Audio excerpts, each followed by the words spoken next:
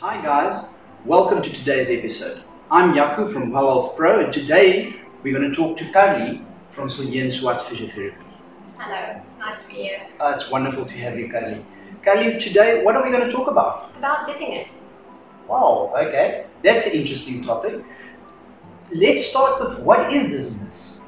Well, dizziness can be described as so many different things. Why, especially somebody experiencing it, it can be a feeling of unease, a feeling of imbalance. Some people have described it as feeling intoxicated, even though they haven't had anything to drink, as though you just got off a cruise ship and you are kind of still moving, although you're not.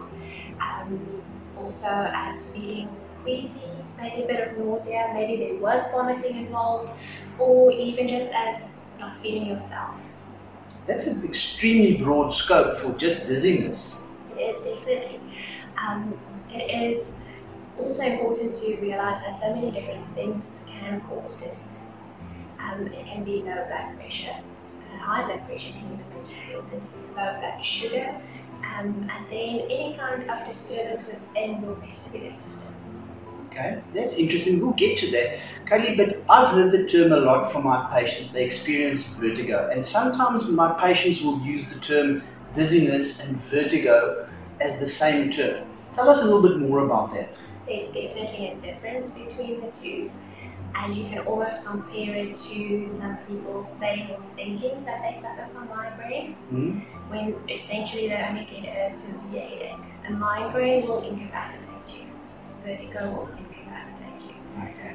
So true vertigo in textbooks would be described as either you physically spinning like you're on a merry-go-round, or your surroundings spinning around you.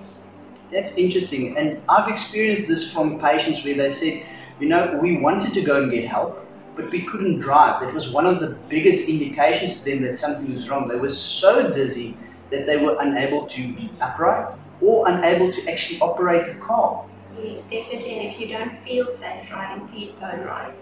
Rather just get somebody to bring you to us. Yeah, that comes to the question now, how can a physiotherapist treat dizziness?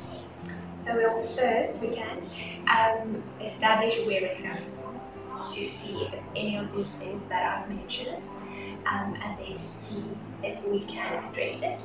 The dizziness we can address is from a mechanical problem, and I think physios are great at treating mechanical problems. Okay, brilliant. So let's say you do get someone in and it's not a problem that you can assist them. Will you still be able to diagnose it? Will you give an indication? What's the process if you can't treat it? I'll definitely be able to identify if it's something within my skill set. And if not, then we will send you to the appropriate caregiver. So that might be your GP, that might be an ENT specialist, even an audiologist sometimes is necessary. Because that's often, the patients often ask me and say, who would I recommend that they go to? Even though we can assist them with it, they don't know. And I think that's a major important part of treating the condition. Again, comes back to being able to diagnose the condition. Definitely. I might feel biased, but come to your physio and they'll be able to send you in the right direction. Carli, I agree completely, and I know I can see you're an expert in this. We appreciate Carli coming in and talking about this with us. See you in the next episode. If there's any questions, please ask us questions. Thank you.